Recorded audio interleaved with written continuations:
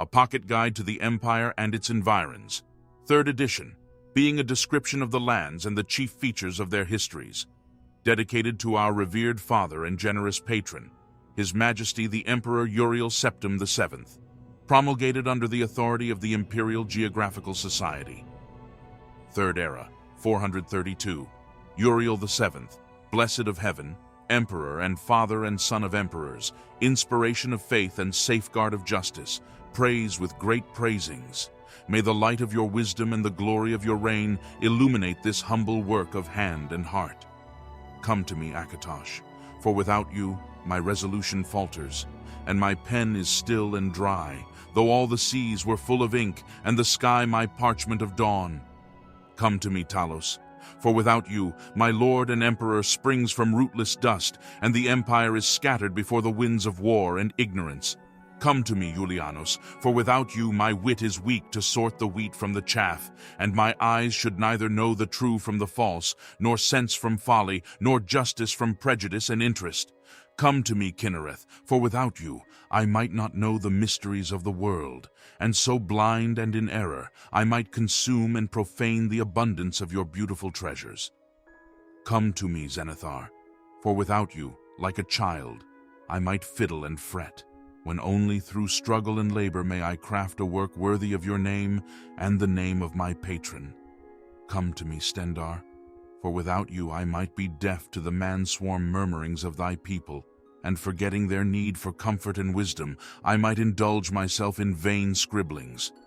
Come to me, Mara, for without you I might forget the ways of our fathers, and preening by the light of latest fashion, my words might tremble like the thin reeds of novelty in the tempest of enthusiasms. Come to me, Debella, for without you my words must lie dull and leaden without the gilding of grace and sagacity to enchant the reader's ear and eye. Come to me, Arche, for without you there is neither breath nor beginning, nor can any man live, love, or learn without the spark of your spirit. Foreword.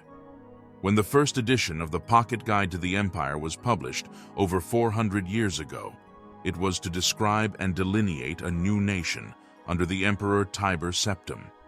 Ancient independent kingdoms had tumbled. The war-weary citizenry were frightened, believing wild rumors and fantastical stories about the people of neighboring provinces. The very notion of a single Tamrielic empire, the first in nearly 1,000 years, was strange and foreboding. The book was intended to inform, educate, and reassure the people of a new empire. The guide continued in circulation, being reprinted in its original form for over 300 years, unchanged while the empire continued to redefine itself.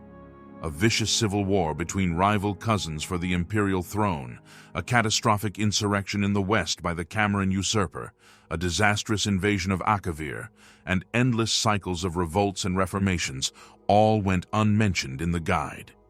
At last, recognizing the original's multitudinous anachronisms, a second edition of the guide was commissioned in the 331st year of the Empire by the Empress Morehatha.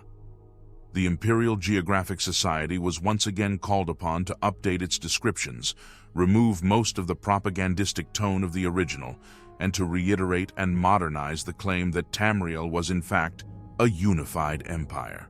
Much has changed in the 101 years since the second edition, and much has remained the same. News of change still proceeds by the imperfect machine of gossip throughout the farms, hamlets, and cities of Tamriel. Fact is exaggerated, warped, invented, and ignored in favor of superstition and old prejudices. Even the literate and well-traveled can be believed and spread false information, depending on where they have been and what they have read. The need for a truthful and encyclopedic work is necessary. If the parochialism of the population has not changed, what has changed is much of the empire itself. In the West, whole kingdoms have been transformed by the miracle of peace, sometimes called the warp in the West. In the East, the ancient tribunal has fallen, and with it, the governance of the temple. Wars during the imperial simulacrum have further changed the face of the empire as we know it. By the order of His Imperial Majesty, Uriel Septim VII, it has once again come upon the Imperial Geographical Society to prepare a new third edition of the Pocket Guide to the Empire. Our aim is simply to paint a portrait of our known world at this moment in history for the edification of our readers, who we hope will include every literate creature who calls this place home. This must be by necessity an enormous painting, wide in scope. We must fall short of describing every blade of grass, and must be content with the knowledge that someday it will be outlawed, and a fourth edition will be necessary. We begin with the widest and most fundamental of all views, the nature of our own existence. Void. Oblivion is the most dangerous of outer realms, home to the powerful spirits of darkness called the Daedra. Everyone on Tamriel has had some brush with the capricious powers, whether it be in dream or war, or at festival.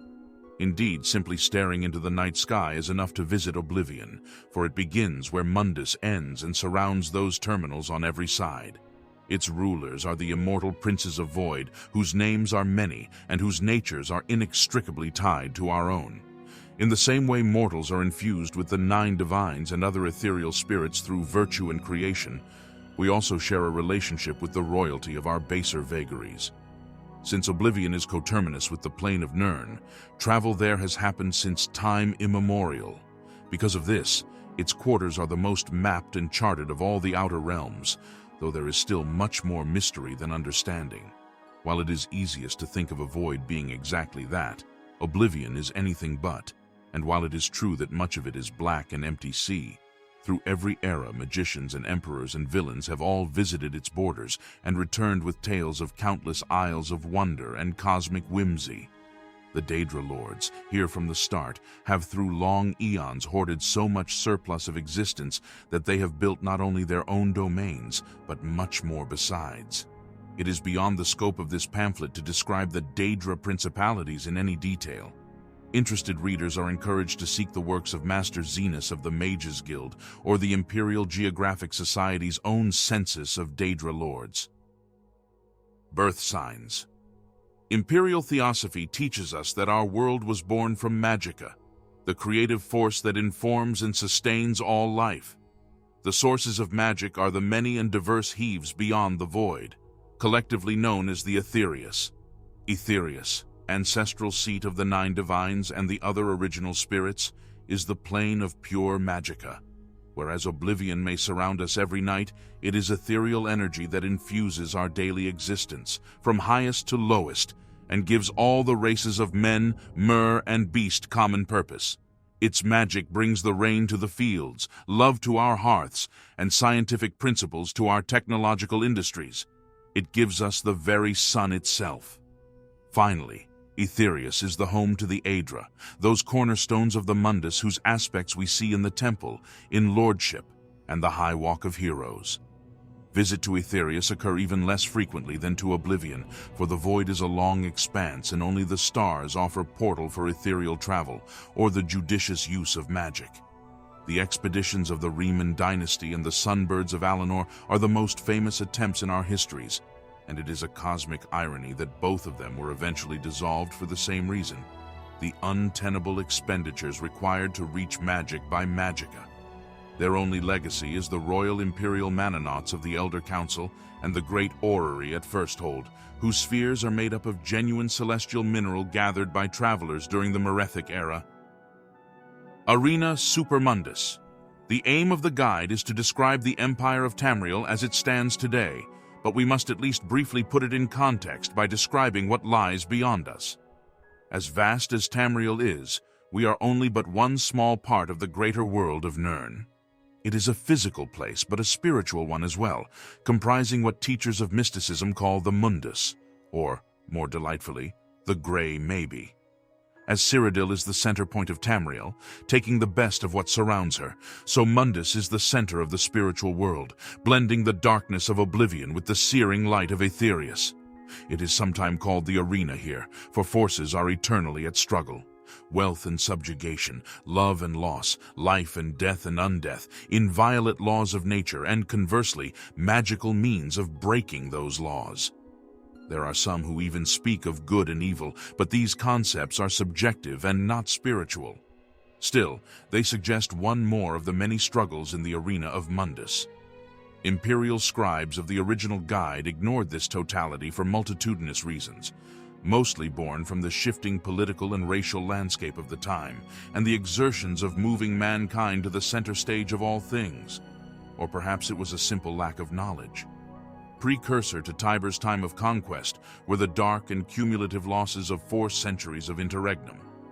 In any case, a fair-weather hand-waving of the worlds beyond was preferable to an attempt at even a layman's introduction to the grandeur of high domain. And while the Morahatha edition tried valiantly to rectify a little of this in its opening pages, it is at the request of the current regime, which has experienced firsthand the peril and wonder of the Supermundus, that its citizenry be gifted with more than a casual glance of the mystic realms beyond our shores. Eras, the Elder Wilds. History, of course, begins with creation. Sadly, all the objectivity and solid evidence we require of other events in our records must be dismissed at this early point. Within each province, each culture, each religion, each family, there exists a different understanding of how this world came to be. It defines us, this belief in where we came from, and the Imperial Geographic Society prefers to leave that to you, gentle reader. That said, one persistent story that is accepted by many cultures is that as the world congealed into reality, the gods made a great tower to discuss how best to proceed with the making of Mundus. The physical, temporal, spiritual, and magical elements of Nirn were set at this convention, and the tower itself remained behind, even as some of the gods disappeared into Aetherius. Today, it is the Adamantine Tower, on the little island of Balfira, between High Rock and Hammerfell in the Iliac Bay. That such a humanoid structure remains the sole footprint of the Aedra speaks perhaps of the essentially mortal nature of our world. It is generally understood that neither Proto-Elves or Aldmer, nor the Proto-Men or Nedics, lived in Tamriel during the earliest years of creation. The hist trees of Blackmarsh, most say, were the original life forms on our continent, followed by the progenitors of the modern Khajiit, the modern Argonian, the modern Slode, the modern Druh, and other beast folk, some now gone our land, some so shy or rare that their presence is seldom detected. In what historian called the Merethic or Mythic era, the years before formal historical reckoning, the Aldmer came to Tamriel from the legendary mysterious land called Old Elnofe or Aldmeris. They settled in Summerset Isle, and then began to spread out eastward. The Nedic people, meanwhile, came from the frozen land of Atmora to the north to what is today Skyrim. Where elves and men met inevitably, there was hostility.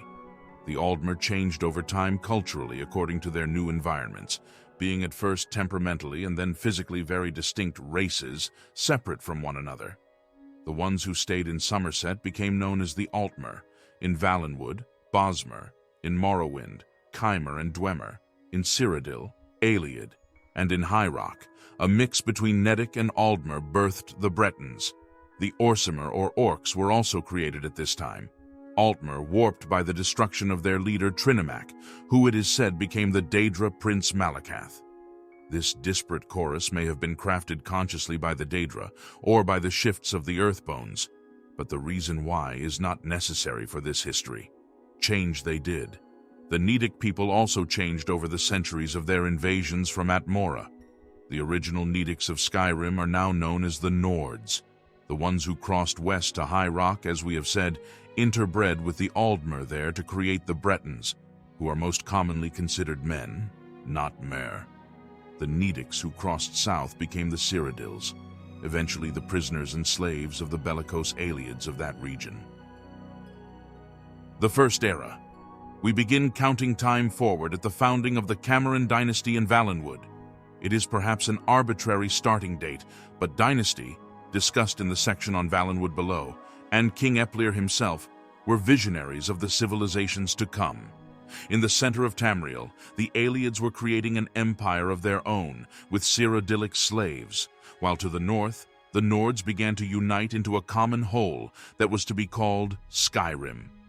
The Nordic influence on their southern cousins was equally dramatic, inspiring the Cyrodiils to revolt against their Ayleid masters under the banner of Alesia, former slave turned queen. The Alesian Empire of Cyrodiil was born in First Era 243. The expansionist Nord also harried the kingdoms of the Dwemer and Chimer in Resdain, which is today called Morrowind.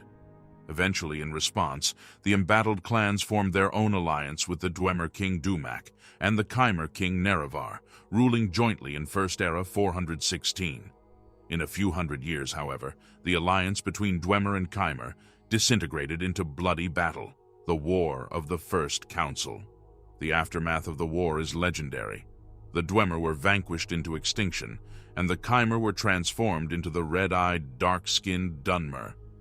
Together with the Nords, the Elysians turned their eyes west towards the fertile land of Hyrok, ruled by the hated elves. For much of the First Era, the west was disputed land, until the Bretons rose as the empires too extended fell back. The Ragada, or warrior wave, from Yokuda, arrived in Valenwood to the west in First Era 808, conquering the land and renaming it Hammerfell. Once settled, the Ragada, or Red Guards, joined with the Breton kingdoms in destroying an empire in its infancy, the Orcish homeland of Orsinium. As the various Tamrielic cultures battled one another, there were threats beyond its shores. The Thracian plague from the Slodes washed over the land, decimating the population from coast to coast.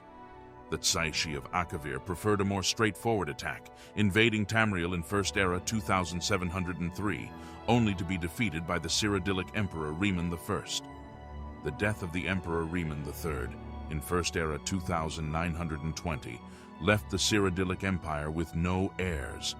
The reins of power were ably taken up by Reman's Akaviri chancellor, whose ancestors had entered the Imperial service after their defeat by Reman I.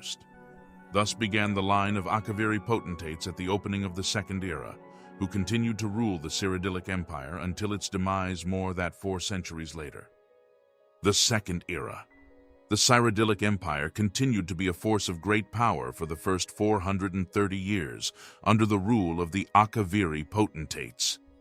Though alien to our culture, they established some of the great traditions of our land, granting charters to organizations such as mages and fighters' guilds. Another sign of peace and prosperity occurred in the year Second Era 309, when Elsweyr was created by the unison of 2 Khajiit tribe lands, Anaquina and Palatine. When the last potentate, Severian Korak, was assassinated in Second Era 430, leaving no heirs, the great empire was finally destroyed. Blackmarsh forcibly split from the lands of men, as the Nahatan plague made the land uninhabitable by all but the Argonians themselves. Akavir once again invaded Tamriel, barely rebuffed after attacking Morrowind in Second Era 572. From one end of the continent to the other, war and rebellion struck at the heart of every great tradition of the land. The first sign of reunification occurred in the west. The Altmer of Summerset, long concerned with their own wars with other island kingdoms, allied with Valenwood to form the Aldmeris dominion for their common good. Still greater, however, was the force that rose from the ancient seat of emperors, Cyrodill. A great general, Talos, liegeless after his lord's assassination, began his career as the greatest conqueror in the history of the land. Better known by his Cyrodiilic name, Tiber Septim and his armies conquered all of Tamriel, creating the empire that bears name even today and ushering in the Third Era. The Third Era. For 38 years, the Emperor Tiber Septim reigned, bequeathing the throne of Tamriel to his grandson Pelagius on his deathbed. The Septim family, occasionally inclusive of adopted and married members, has ruled ever since. Within a few generations, however, the family had begun to develop rivalries and jealousies which exploded into a civil war in the year Third Era 120. The War of the Red Diamond ended with the death of Uriel III and his mother, Queen Potema of Solitude, but its reverberations may still be felt today. The unity of empire was never again to be assumed. The emperors who followed, such as the Sheogorath-kissed Pelagius Septim II, yielded to the authority of the Elder Council to keep some semblance of order in the land. It was only too evident what occurred when the empire was without a strong leader.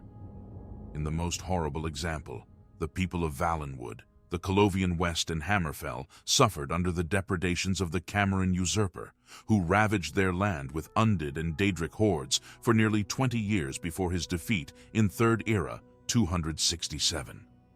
Beginning with the Empress Morehatha, however, the rulers of Tamriel have been extraordinarily strong and capable. This has not meant that the last 120 years have been the most peaceful in Tamriel's history, utterly devoid of bloodshed.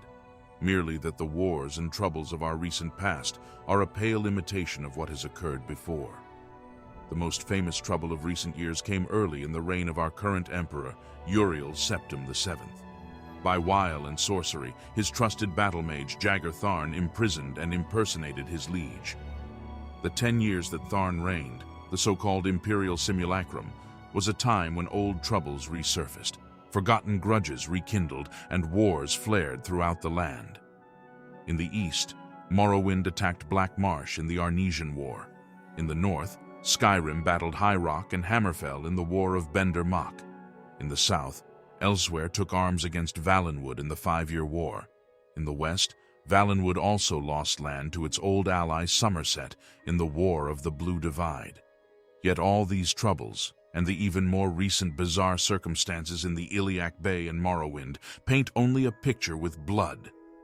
In the year Third Era, 432, the year of this guide's publication, the Empire stands strong and united. In the chapters that follow, a more detailed portrait of the history and current events of each province is presented. Cyrodill. Like the diamond in the center of the Amulet of Kings, Cyrodill is the heart of the Septim Empire and Tamriel. Still largely forested and almost landlocked, the beauty of the land has been sung of since time immemorial. 3 empires have wielded their power from the strategic center of the continent, so it is little wonder that Cyrodill is widely known simply as the Imperial Province. History. The early Aldmeris settlers to Tamriel established strongholds on the islands of Summerset and along the coasts, but did not venture far inland. Only oral histories and the fragmented ballad of Topal the Pilot offer glimpses of the ancient beast races that inhabited the land, but they are shadowy, misdrawn portraits of time before reckoning. It is not until the coming of the Aeliad that Cyrodiilic history truly begins. The Aeliads were ancient Aldmer, cousins of all the elven races that exist to this day. Over time, they became a distinct people, crafting a civilization whose ruins still puzzle and fascinate modern archaeologists and adventurers. The ancient Nedic people, spreading south from Skyrim, became the slave labor for their ambitions, centered around the White Gold Tower. The slave rebellion of Elysia, in the 242nd year of the First Era, is a seminal event in the history of Cyrodiil and all of Tamriel.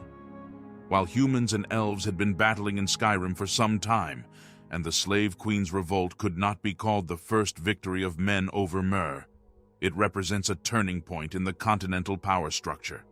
The heart of Tamriel was going to belong to these former slaves, present-day Cyrodiilics or Imperials, forevermore.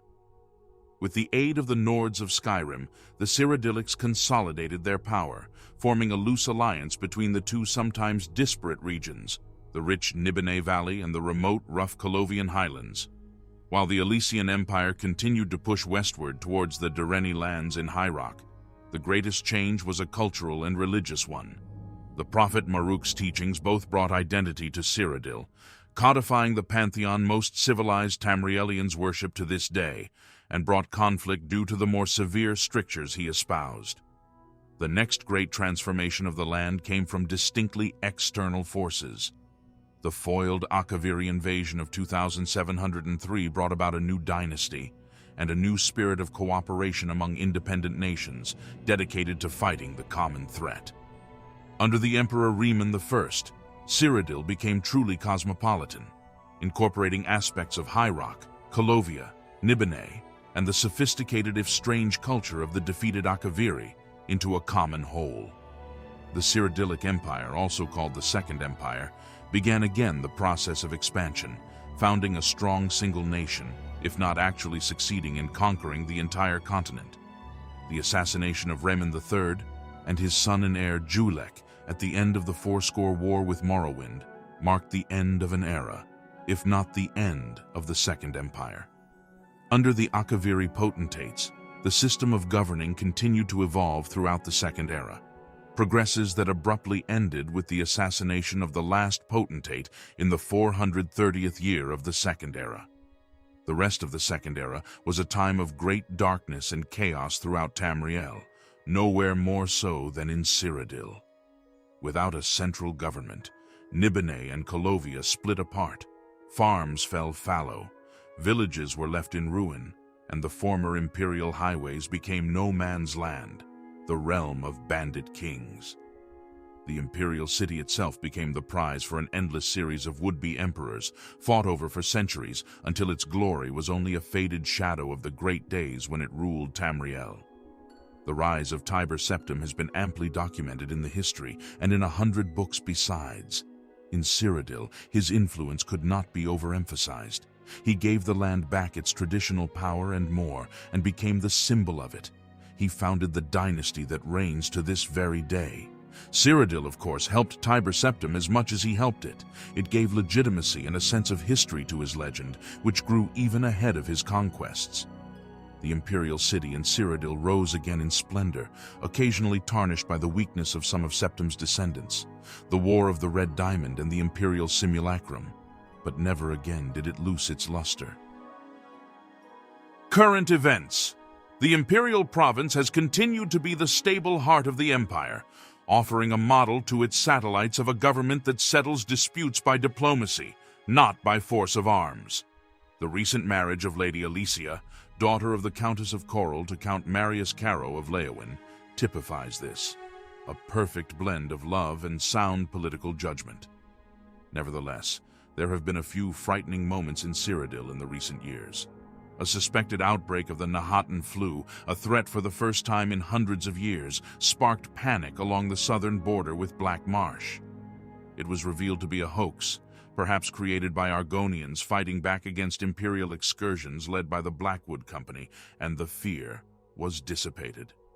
Family strife in Kvatch claimed the lives of both sons of Count Hatteras Goldwine, vying for the inheritance. While peace has been restored, the Count, at the time of this writing, is still in mourning and has not designated a new heir. In the Imperial court, there is thankfully no such tragedy. While the Emperor chose not to remarry following the Empress' death more than 50 years ago, she left to him 3 healthy boys who have spent their adult years learning the arts of politics from their masterful liege and father. Crown Prince Geldal has already taken many of Uriel's responsibilities and has impressed one and all with his acumen. As the heart of the Empire is solid, all of Tamriel is strong. Skyrim. Skyrim is the northern province of Tamriel, a land of breathtaking beauty and lethal winters. It is one of the ancient seats of power in the Empire and well populated by the Nords. As if to compensate for their freezing environment, the Nords are famously hot-blooded, and the political climate can be as shifting and dangerous as the winds. History. Looking at virtually any vista in Skyrim, one is looking at the remains of a battlefield. The great Adric cataclysms that brought Tamriel into existence in primeval times seems to have spent most of their fury in this northern land. Vast, majestic mountain ranges form the spiny, twisted backbone of the province, and one can hear echoes of the early Nedic people's battle cries whistling in the winds of the valleys. Tradition has it that the first humans came to Tamriel from the continent of Atmora in ancient days. It was not a single invasion, but a series of them over hundreds of years, creating many different Nedic cultures, the new arrived Atmorans always clashing with the generations that had already established themselves. The region around Sarthal and the high northern coastal mountains exchanged hands many times, becoming more powerful and more permanent, like the Nords themselves, by adversity. In addition to fighting one another, the Nedic people faced off against a new enemy, the Aldmer. The struggles between the two, prototypical men and prototypical elves, continues in some form or another to this very day, as the Nedic people became the Nords, Imperials, and Bretons, and the Aldmer became the Aeliad, Altmer, Dwemer, Chimer, Dunmer, and Bosmer. Out of this time also rose one of the most legendary of all Tamrielic figures, Ysgramor, from whom all Nordic kings are descended. Spreading out from the north, Ysgramor's clan stretched its arms, proving that no ancient force was more fearsome than the Nords. In the 113th year of the First Era, the entirety of modern Skyrim was under the reign of King Harald, and still it continued to expand. Leaving their snowy valleys and mountains, the Nords attacked the Dwemer of neighboring Resdayn, the Altmer and Bretons of High Rock, and lent aid to the rising slave rebellion in Cyrodill, which was to end the Ayleid rule of the south. In the centuries that followed, Skyrim expanded and contracted as battles were won and lost. Though Cyrodill was considered a separate domain, the Nords and the early Imperials formed a loose alliance against their elven opponents, their cultures mixing together, creating the foundations of modern-day Aedric worship. Yet Skyrim remained the dominant human nation in Tamriel until it was torn apart by rivalries within the Ysgramor clan. As individual chieftains fought each other, Skyrim gradually lost her holdings in present-day Morrowind and High Rock, and certain localities in Skyrim became independent kingdoms. For brief periods, one ruler has managed to unite all of Skyrim, but the Nord character is one essentially of conflict, and the confederacies never last. The Cyrodiilic Empire and later the Septim Empire was able to take advantage of this tendency and recruit the warlike Nords to their side before they became a force of the opposition. In the Third Era, if Cyrodiil has been the heart of the Empire, Skyrim has been its strong arm. The greatest threat to the Empire's unity occurred in the 120th year, when the so-called Wolf Queen of Solitude, Potema, aunt of the Empress Kintira, launched a rebellion that became a blood civil war. Though it was eventually quelled, the repercussions are evident to this day. There is a strong underground movement called the Horm that believes Potema and her deposed son of Uriel III to be the last of Tiber Septim's true blood, and under that principle lead raids against Imperial interests in the province. Under the Imperial simulacrum of Jagar Tharn, cold animosities between the kingdoms of Skyrim and their neighbors in High Rock and Hammerfell were fanned into the fire of war. Upon the true Emperor's return to his throne, this war ended. But not before Skyrim had reasserted itself on territory it had not held since the First Era. Current events. The War of Bendermach increased the territory that is considered Skyrim considerably, allowing the Nordic counts to swallow up many miles of eastern High Rock and Hammerfell. Resistance by the Bretons and the Redguards is feeble in the cities of Gehenna and Elenhir, and more active in the border zones of the countryside. The city-state of Dragonstar continues to be divided into western and eastern sections, walled off from one another, each with its own government, and each with an atmosphere of mistrust and fear. There are few days without an act of terror from one resistance group or another, though. So far, little territory has changed hands since the days of the Imperial simulacrum. Solitude, always one of the richest and most influential counties in Skyrim, has grown ever more powerful, controlling much of the northern coastline following King Theon's alliance by marriage with Makala, the Queen of Dawnstar. It has sought to expand its influence further by annexing several former imperial fiefs, such as the island of Roscria, ruled directly by the Emperor since Uriel V conquered it in the 271st year. It has begun sponsoring exploratory missions even farther from the mainland into the misty waters of the Sea of Ghosts. Winterhold, Solitude's ancient rival, has also experienced a renaissance of power and influence. Refugees from Morrowind, far from burdening the eastern city, have brought with them new ideas, enriching her culture and stimulating its old mercantile spirit. Scholars from all over Tamriel have descended on the county since it became home to the Ysmir Collective, a library rescued from destruction in the east, and the cornerstone of academic life at the College of Winterhold. Hrothgar and Whiterun have not been as fortunate as their coastal northern cousins. A dynastic feud, attacks by Hormy bandits and frost trolls, and a series of annihilating winters of alternating floods, droughts, and fires has crippled the area that was once considered the imperial city of Skyrim. The population blamed and then curiously exalted the leader of the local witches' coven, Xashe, a self-proclaimed priestess of Lorkhan. The Witch Queen of Whiterun, as she is called, now wields effective control of the county, though her magic has not brought it prosperity as of yet. Morrowind.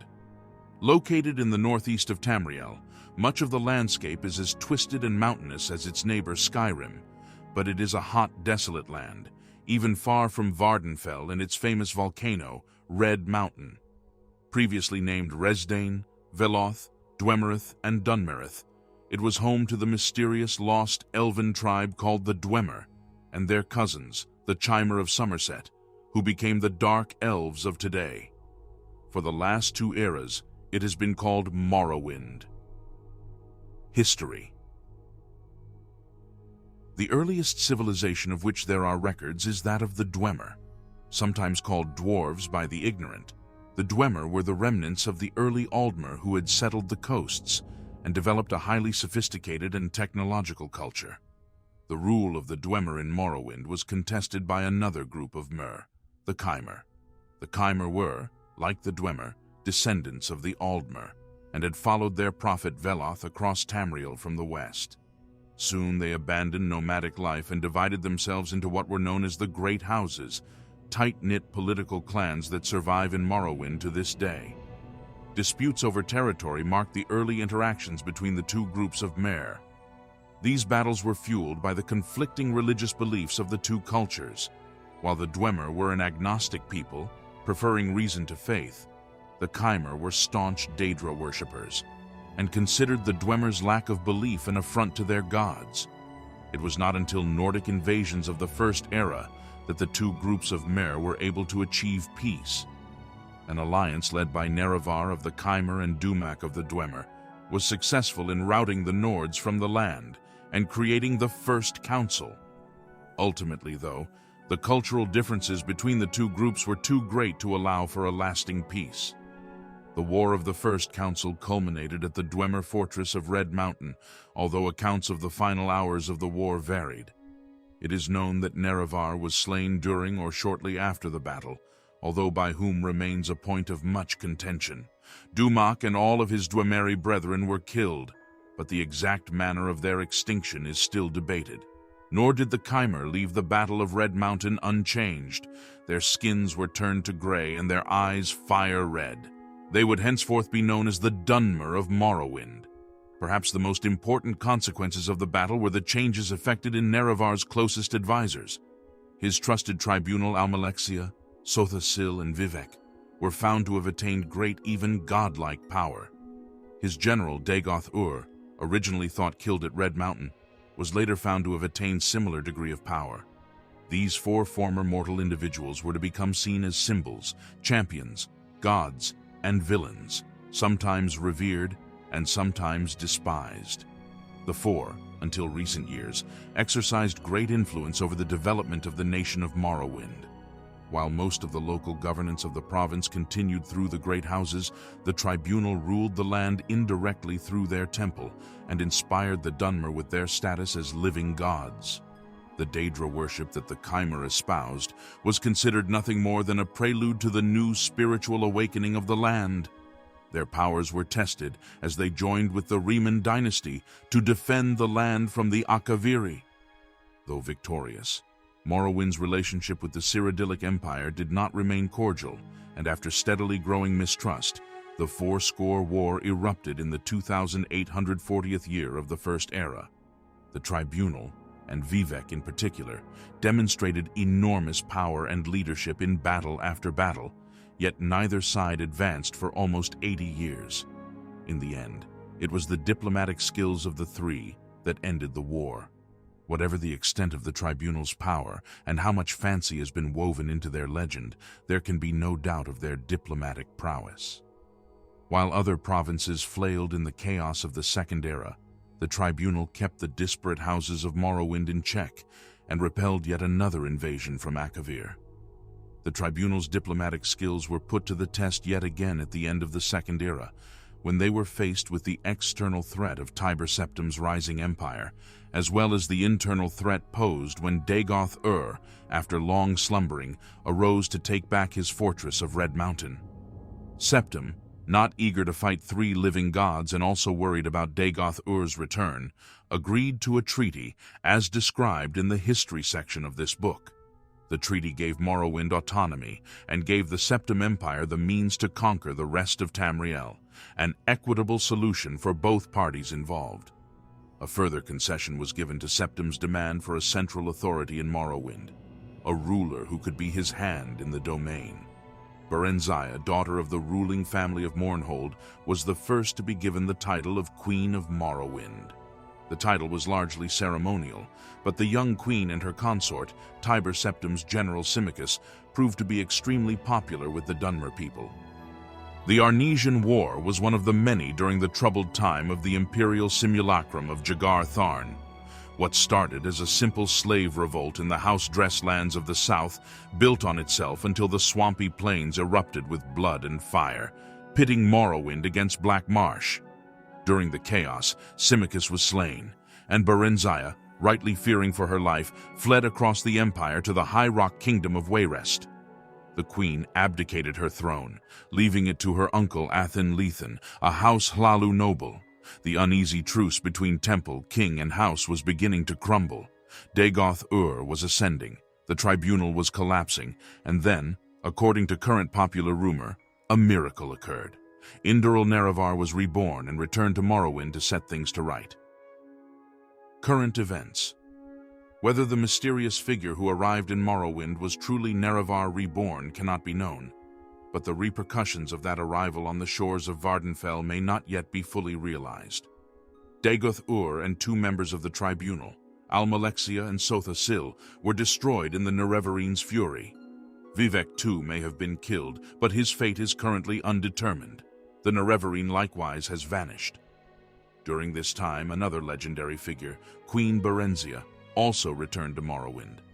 The sudden death of King Lethan and the subsequent coronation of Berenzia's son Helsith was the source of much discussion, but as one Nord diplomat famously put it, the new king is manipulative, ruthless, and calculating. He is exactly what Morrowind needs. The young king has been somewhat of an enigma, both to outside observers and to his own subjects. One of Helsith's first edicts as king seemed particularly designed to dismantle the traditional power structures of the Dunmer. In accordance with the long-standing wishes of the Empire, he outlawed slavery throughout Morrowind. The reaction to this was bloody, as could be predicted, though the alliances formed were far from expected. As Helsith himself put it in a speech to his people, "If there is to be a revolution, it is best done by a king." Actions such as this have led many to label King Helsith as the latest in the lineage of Imperial figureheads, though some of his other actions would cast doubt on this pronouncement. Helsith's reformation of the Grand Council, which includes the heads of all the great houses, was seen by some as a return to more traditional Dunmer ways. The great houses themselves, long stagnant, are adjusting to the new powers in the land. Some, like Dres and Hlalu, appear to be on the rise, embracing the new traditions while welcoming the return of the old. Others, like Indoril and Redoran, seem to be waning, unable to change with the times. High Rock. High Rock, the westernmost province on the mainland of Tamriel, is a land of temperate climates and soft rolling hills, split in half by the towering Hrothgarian mountains. The quaint charm of its hamlets and austere grandeur of its cities speak of a gentle life, something that was only a distant dream for most of the long, peculiar history of the Bretons. History. With its fertile soils and generally clement weather, it is little wonder that the region that is now known as High Rock has attracted many cultures throughout history. The gods were the first of these. The adamantine tower in a little island in the middle of the Iliac Bay is widely considered to be the oldest structure in Tamriel. If the ancient tales are to be believed, it was crafted in the Dawn era by the gods themselves to have a place for meeting and deciding what would be the fate of Nirn. Perhaps this is merely a myth, but it is true that when the earliest Aldmer came to the region, the tower was already standing. There is evidence that early beastmen of one variety or another may have been the original inhabitants of High Rock, but the Aldmer coming from Summerset Isle were the first to settle and form permanent communities. The early Nedic people who arrived next were stumbling upon a highly sophisticated culture and were quickly overwhelmed and absorbed. One of the earliest tales of Cozy describes a Nord raiding party attacking a group of what they presumed to be Aldmer, but who were, on closer inspection, a mongrel race between elf and human, the remnants of the earlier lost Nedic tribe. They were somewhat awkwardly called Man Merry, but we know them today as Bretons. It took many centuries for the Bretons to become the dominant force in High Rock. For most of the First Era, the elves kept their hold on the land, with the Nords founding fortified towns along the coasts to support their pillaging parties, such as Daggerfall, which as a kingdom would have a profound influence on High Rock in years to come. Of all the families of Aldmer who colonized High Rock, none did it so successfully as the clan Direni. So dominant were they that by the middle of the First Era, the whole of High Rock was commonly called the Direni hegemony. As an economic and military power, they were formidable enough to pose a continued threat to the battle-hardened Nords and the nascent Elysian Empire of Cyrodill. Taking advantage of the internal strife in Skyrim, the hegemony began taking land north and south of High Rock, claiming portions of Skyrim and Hammerfell. At the peak of their power, they controlled nearly a quarter of Tamriel. But they had overextended their reach, and slowly, year by year, they lost all that they had gained, falling back to their fortress in Balfiera, the Adamantine Tower, now called the Direni Tower. The Bretons were operating beneath the eyes of history, and their rise in High Rock was through commerce and the foundation of small villages in well-chosen positions, such as the sleepy fishing hamlet of Wayrest on the coast between the Builsey River and the Iliac Bay. Daggerfall, Camlorn, Reich Gradkeep, and many other Nordic cities became Breton not by any act of war, but simply by being assimilated by them. By the end of the First Era, High Rock was the land of the Bretons and would be so ever after. But High Rock was never a single cohesive Breton nation. The power vacuum left by the decline of the Durenis fractured High Rock into 100 fiefdoms of small, walled city-states. This has often left the Bretons at the mercy of the larger powers of Tamriel, but has also made High Rock surprisingly resilient during the times of chaos following the fall of the great empires. Scarcely had the rule of the Durenis passed into history before two new powers arrived in the region.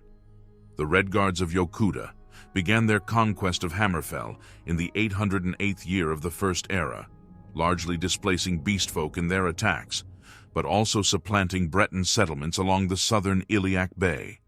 The two cultures warred over dominance in the bay until they were faced with a common enemy in the Orcish kingdom of Orsinium.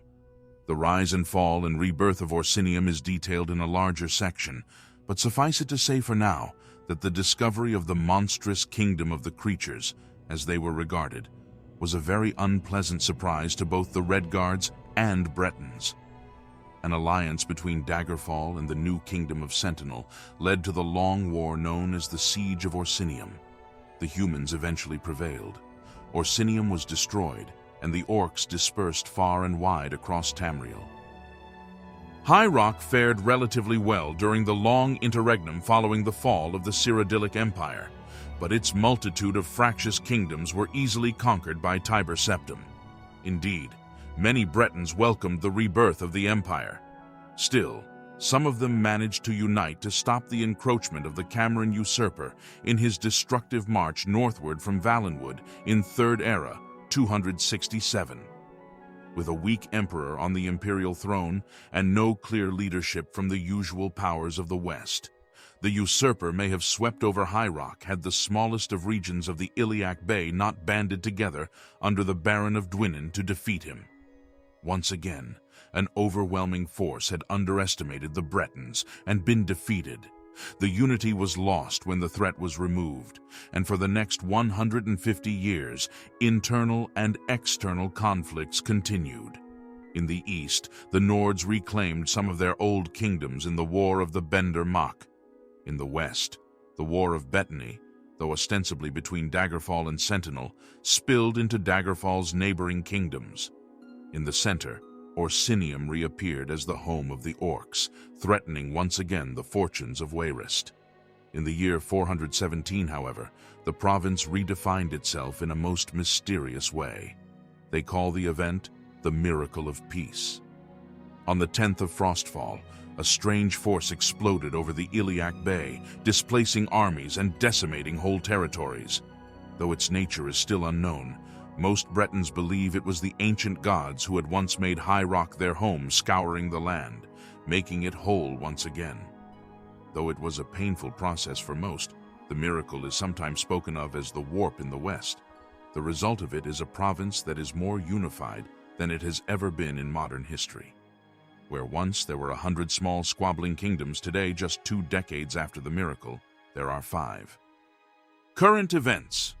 Battle-weary, the kingdoms of High Rock have eschewed violence recently in favor of diplomatic solutions. This is not to say that there have been no tensions over the new borders between Daggerfall and Wayrest, or between Camlorn and Northpoint and Evermore, but they are localized skirmishes and have yet to explode into war as they might have done in the past. The royal family of Daggerfall has recently celebrated the marriage of their son Cameron to Lady Kelmina, the daughter of Duke Senhin of Camlorn, suggesting a possible unified kingdom along the western coast of Tamriel. King Gothrid and Queen Aubke's own marriage 20 years before had cemented relations and formed the basis of the peace between Daggerfall and Sentinel, which continues to this day. Northpoint and Evermore were not directly affected by the miracle of peace, but took advantage of it, swallowing up their small neighbors in the chaos of its aftermath. Far enough west to avoid the predations of Skyrim in the Bendermach, and far enough north not to be targeted by Daggerfall and Wayrest, they have been quiet of late, watching their neighbors distrustfully. The Queen of Wayrest, Elisana, is considered by many to be the most feared ruler in the west. It is hardly surprising, considering that in order to achieve the throne, she had to outmaneuver and defeat her stepbrother Helseth, a man now renowned in the east for his cunning, as well as his mother, Berenzia. With her consort, Elisana continues to control and dominate politics in High Rock, and her recent alliance with Wayrest's old enemies, the Orcs of Orsinium, has many observers wondering what her next move will be. Hammerfell. The most recent arrivals to Tamriel's shores are the Redguards of Hammerfell. They quickly adapted to the harsh desert of their new homeland and made a former wasteland into a power to be reckoned with. History. Hammerfell only acquired its name with the coming of the Redguards. Before then it was called Hegatha by the Aldmer, and Deathland by the Nedic people, roughly saying the same thing. Hegatha, as a name, lives on as the name of the original Redguard capital, but into the First Era, the Nedic name began to be used by one and all to refer to the barren land north of Kolovia, south of the Iliac Bay. Not that there was much reference to it historically. It was desolation, a wasteland where hot winds blew over burning rock, and the only feet that walked the sands belonged to monsters. The Elves and later the Bretons did set up outposts in what are now Sentinel and Laneland in order to protect their fisherfolk and seafaring merchants from the Orcs who had taken over the interior of the land. Nor were these the only dangers of record. Wind spirits, fire spirits, goblins, trolls, and scorpions the size of horses regularly crept in from the desert and were rebuffed at the frontier, sometimes at a terrible cost. In the year 420 of the First Era, a tribe of Dwemer arrived in the Deathlands from the east. They were of Rorken's people, rebels against the alliance of Dunmer and Dwemer in Morrowind. Settling far from the bay along the southern coast, they soon established an easy trading relationship with the Elves to the south and Bretons to the north, and the Deathlands took the Dwemer name of Volenfell, City of the Hammer, after the Dwemer capital, whose ruins now lie buried under the sands of the Alakir near Ghislaine. The House Rorken's severing of ties with the Dwemer in Resdain did not protect them from the results of the War of the First Council. Like the other Dwemer, the Rorken seemed to have vanished suddenly from Hammerfell, leaving their wonders to the open sky. Akavir and Nordic pirates plundered much of value from the abandoned cities, predators from the inland desert prowled the empty streets, and the harsh elements took their toll as well. By the time of the Ragada, over 100 years has passed since any civilization had touched southern Volenfell.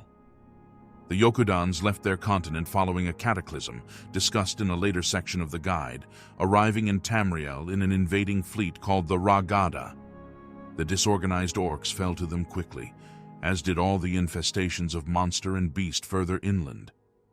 The Redguards, as the Ragada came to be called, made no concession to the Breton settlements along the coasts, slashing through the southern Iliac Bay, winning the entire area that is now the province of Hammerfell in only a few major battles. The Na Totambu, The government of Yokuda was transplanted whole, together with their traditional system of agriculture and religion, which was well suited to the unforgiving climate of the Redguard's new home. The high domes, the flying dew sails, and the mosaic colophons were constructed over the old and new ruins of past civilizations. The Redguard's slaughter of men along the coast was not quickly forgiven, and their open scorn for their neighbors did nothing to ease relations between the newcomers and the Bretons.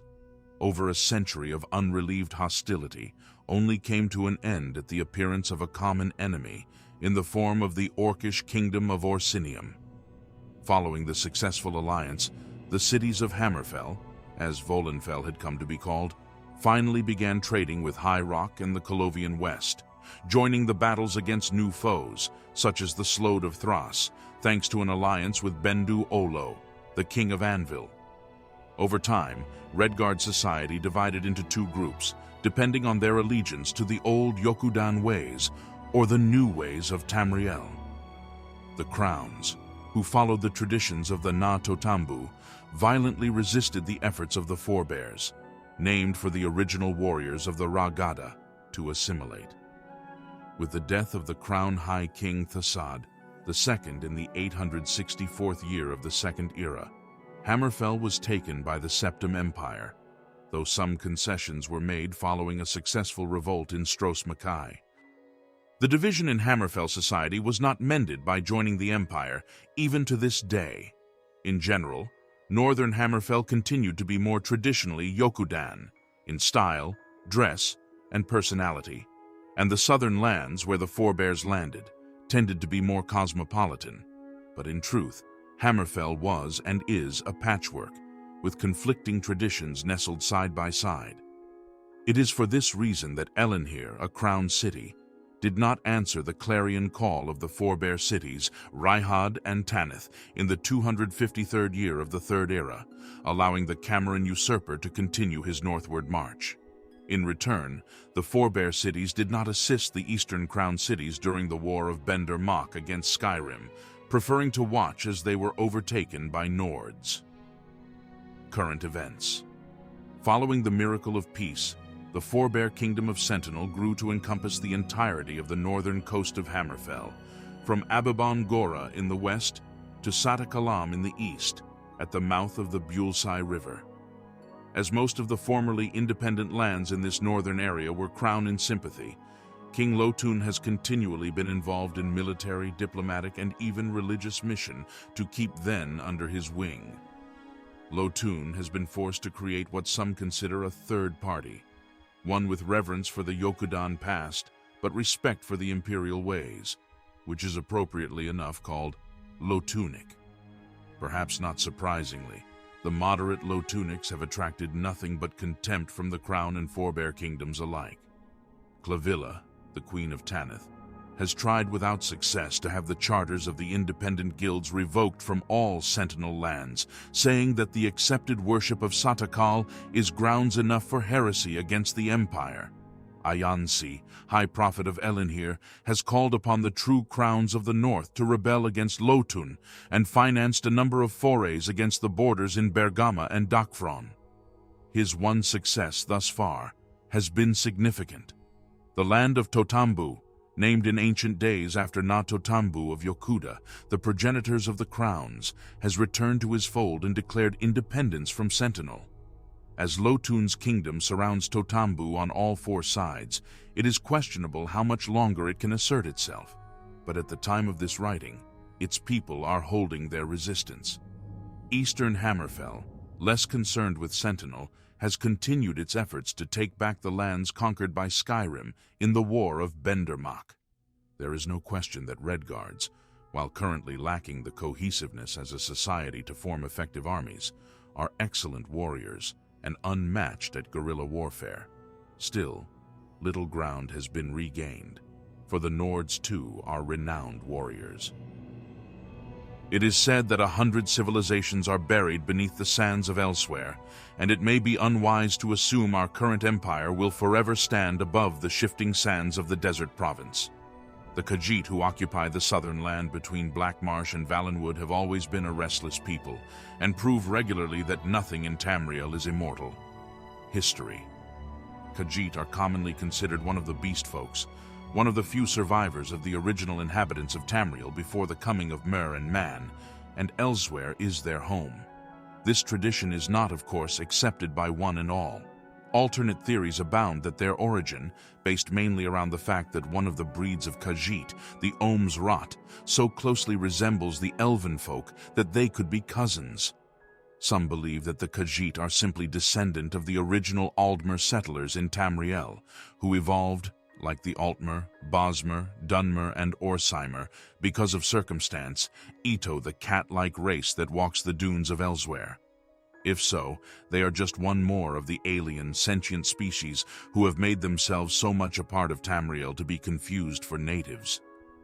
The more commonly held belief, however, is that they were not foreign intelligent creatures who became cats to survive the hostile, arid land of Elsweyr, but they were indigenous cats, whose knack for change allowed them to survive while other native creatures declined and disappeared. It is strange to think that so inhospitable a land of blistering heat and crop-destroying wind would have been the fecund womb for one of the original predators of Tamriel, but that seems to be the unlikely likelihood. Topol the pilot, in his peregrinations around Tamriel, encountered the Khajiit not in Elsweyr, but far up the Nibben River, close to the Imperial city, where they preyed on the native creatures, and caused his crew much distress as they stalked the riverbanks. We have records, too, from the Merethic Bosmer that certain parts of Valenwood were to be avoided for fear of the great jungle catmen. It may be comfortably surmised that the Khajiit, though most at home in the deserts, reigned as the dominant culture across southern Tamriel in ancient days. The Khajiit kingdoms were simply a fact when historians began to put quill to paper and record life for posterity. When the early human settlers in Tamriel were only just beginning to understand what plants grew, where under what circumstance, there were already mercantile caravans in modern-day Rimmon. When the transplanted natives of Atmora and Aldmeris were vying for dominance in the north, the Khajiit had already developed a sophisticated culture in the south.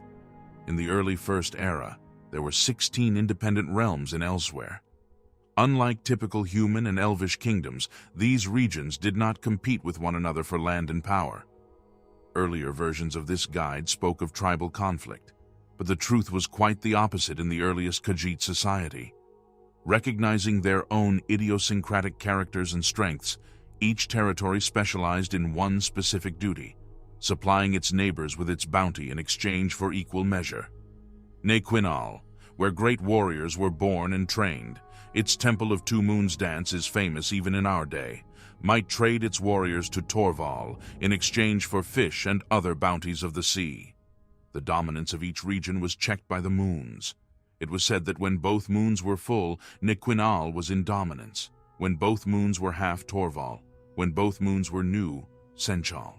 The other regions too had their days of power and influence.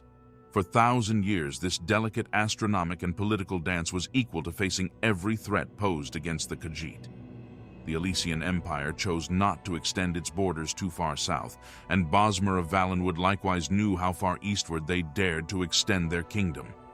But the terrible Thracian plague of First Era 2260 finally upset this balance forever. Traveling down the trade routes into the heart of Elsweyr, the plague decimated the Khajiit, forcing the survivors into roles they did not choose. Thus was the province turned from 16 states to only 2, Pa'alatian and Nequin-Al, more commonly known by their Cyrodiilic names of Palatine and Anaquina. The two kingdoms, of course, represented the moons at their extremes, but also radically different interpretarians of Khajiit culture, which they adopted from the tribes each had absorbed. The people of Palatine considered their neighbors in Anaquina to be uncouth barbarians, while the Anaquinians looked to the south and saw only decadence and depravity. For many more centuries the two lands fought, neither gaining appreciable ground. The south had the wealth and could hire mercenaries and withstand sieges, but the north had a warrior culture and could never be dominated. When the two united in the 309th year of the Second Era, with the marriage of Kyrgo of Anakina and Eshita of Palatine, the two rulers fully recognized how historic their pact was and renamed their land accordingly to Elsweyr. The derivation of this unusual name has perplexed scholars. One commonly held rationale hinges on a particular Khajiit proverb that a perfect society is always found elsewhere, suggesting that the new king and queen had that aim and that sense of humor. Another is that it is reference to Elsweyr, a paradise promised to the Khajiit by the riddle Thra. Either possibility points to an optimism which was not to be matched by reality. The following centuries into and including the Third Era have been times of intermittent strife among the Khajiit of Elsweyr. Successive spiritual leaders, known as Manes, occasionally brought tenuous peace to the land, but never for long. The Khajiit have found security in being absorbed into the Cyrodiilic and then the Septim Empires, only to rebel against both. They have sought solace in their rich literary tradition, finding the tales of Rajin the Thief to speak to their people, but they have stopped the flow of books into their land for fear of Imperial propaganda. They have tried to enrich their pockets with drug trafficking, only to enslave their minds to moon sugar. They have engaged in wars with Valenwood on grounds that have constantly shifted, like the sands of Elsweyr itself. It may be fair to say that Elsweyr is in crisis, and it may further be accurate to say that such chaos is home. Current events. The 5-year war with Valenwood shifted the borders of Elsweyr slightly west, taking both banks of the Xylo River. At the end of the Imperial simulacrum, a diplomatic attempt was made to return the land to Valenwood, but the Khajiit settlers who had already claimed the land refused to move. The Empire eventually found that it was best to leave the situation as it was, possibly persuaded by legal proof that the land rightly belonged to the Khajiit by ancient treaty, and to keep a dangerous situation from getting worse. Elsweyr's overall territory, however, has not increased, due to a border arrangement which was not that nation's favor. In the east, the long-disputed border with the Cyrodiilic County Leowyn was recently resolved in Cyrodiil's favor, after an agreement between the current Main and the Count of Leowyn. But a group of Khajiit bandits known as the Renridra Kryn has taken up the cause of returning the land to Elsweyr, and the West Niben remains a trouble spot. The harbor city of Senchal, long considered one of the most dangerous slums in Tamriel, has had a remarkable renaissance. From principal port of the drug trade to coastal resort for wealthy, powerful Khajiit. That glimmer of good news belies the fact that the moon sugar trade in Elsweyr has increased multifold in the last 20 years. Yatirja, the Gold Cat, is rumored to even have a luxurious villa in Senchal, and helps pay for the abundant security that keeps the city safe and crime-free, all the while continuing his drug-smuggling business in Torval, Corinth, and Rimmon. Summerset Isles. Not a single isle at all, but an archipelago of 2 major islands and a dozen smaller ones. The land called Summerset is the birthplace of civilization and magic as we know it in Tamriel. On its idyllic sea-kissed shores live the Altmer, the High Elves. History. The Aldmer, the progenitor races of all elves, arrived in Tamriel from their original home in Aldmeris or Old Elnefey in ancient times. We don't know what precipitated this exodus or even the location of Aldmeris if it still exists today. Most scholars believe that the Aldmer settled Summerset first and then spread out across the rest of Tamriel. But there is some evidence to support the theory that Summerset was only one of several initial settlements of the earliest Aldmer. In any case, Summerset became one of the earliest centers of Aldmer civilizations, which developed over thousands of years into the Altmer of historical times. What creatures and prehistoric civilizations these Aldmeris refugees faced have largely been lost in the mists of time. Cloudrist, atop Eaton Near, the highest mountain in Summerset, is a decidedly odd mixture of architectural styles, with buildings like strangler vines built on top of other older structures. The oldest of all ruins there, and in a few isolated spots throughout the island, are made of coral, which must have been carried many, many miles away from the sea. The material and the style of the ruins strongly suggest that the Slode may have once counted Summerset as a part of their kingdom of Thras. More evidence of this may be found in the section on Thras in this pocket guide. The treasury of the Crystal Tower and the private collections in Summerset offer suggestions of other creatures the early Aldmer may have met in their new home, portrayed in sculpture and tapestry. Some of the beasts are surely and hopefully the work of the artist's imagination, but others appear with such regularity it can only be that they once existed, as bizarre as they seem. Though no one alive has ever seen them, they have names out of legend. Getus, a man or a group of men who are formed by the earth itself. The Welwa, strange, holy beasts of horns and savage teeth, depicted as ravagers and saviors of the land. The Iliadi, giants taller than trees with eyes that cover their head. These extinct monsters, and others like them, had to be defeated by the Aldmer in the days of yore.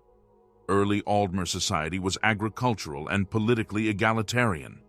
A system of ancestor worship had been exported whole from Aldmeris, and it brought with it a communal spirit that served the early settlers of Summerset well. When the Aldmer came together as a people to create the Crystal Tower, it was not a monument to any king or god, but rather to the spirit of the elven people, living and dead. Within the glittering walls of the tower are housed the graves of the early Aldmeri settlers, preserved forever as a lasting symbol of the power of the people for that brief moment in history, fully unified. Gradually, as the society grew, social stratification increased. A hierarchy of classes began to form, which is still largely enforced in Summerset to this day. At the top are the wise, teachers, and priests, followed by the artists, princes, warriors, landowners, merchants, and workers. Below workers were the beasts, such as the enslaved goblins, who the Aldmer used to perform the jobs beneath the dignity of the very least of them. The religion of the people also changed because of this change in society. No longer did the Aldmer worship their own ancestors, but the ancestors of their betters. Oriel, Trinimac, Ciribane, and Finister are among the many ancestor spirits who became gods. A group of elders rebelled against this trend, calling themselves the Sigics, the keepers of the old ways of Aldmeris. With their mystical powers, they were able to settle in Artome, away from what they considered the corruption of their society. They continued to return to the land to act as advisors, but never again would they call Summerset home. It was about this time that many Aldmer left Summerset to settle the mainland of Tamriel. There was probably no single reason for this second exodus of the Aldmer, but some evidence, such as the famed Ramaran tapestries, the very ones that show some of the creatures mentioned above, show how untouched and beautiful the mainland was considered to be by the Aldmer. Expeditions, such as those taken by Topal the pilot and others, had painted an image in their minds of a great land where even workers, at the lowest end of the Summerset hierarchy, could live as kings. The prophet Veloth was among those who led a group of discontented Aldmer away from Summerset to a new promised land. According to the traditions of Summerset, the Aldmer who went to be free on the mainland became all the disparate elven folk of history: Chimer, Bosmer, Aliad. The ones who stayed behind became the Altmer. Even the earliest records of Summerset, however, shed no light on the origins of the Dwemer, who already occupied the northeast of Tamriel when Veloth and his people arrived there. The history of the Summerset Isle in the First Era, and most of the Second, is very much removed from the rest of mainland Tamriel. The rise and fall of empires, the battles between Man and Mer, none of these touched the Altmer as a society. Internal conflicts between Skywatch and Firsthold, and between Alinor and Lilendril, often sparked into full war, but far deadlier were the repeated attempts at invasion from the alien lands of Thras and Pyandonea. The Slodes of Thras, as we have mentioned earlier, may have been original inhabitants of Summerset, and so their repeated attempts to take the islands could be regarded sympathetically, if not for their methods. Physically unable to fight due to their massive girth, the Slode used necromantic magic and infernal machines to attack the Altmer. Though they never succeeded in reclaiming Summerset, if that was even their goal, they visited horrors upon the land which are still remembered today. The sack of Skywatch in First Era 1301 and the War of the Uvachil from First Era 2911 to First Era 2917 are surely among the most terrible events in Tamriel's history.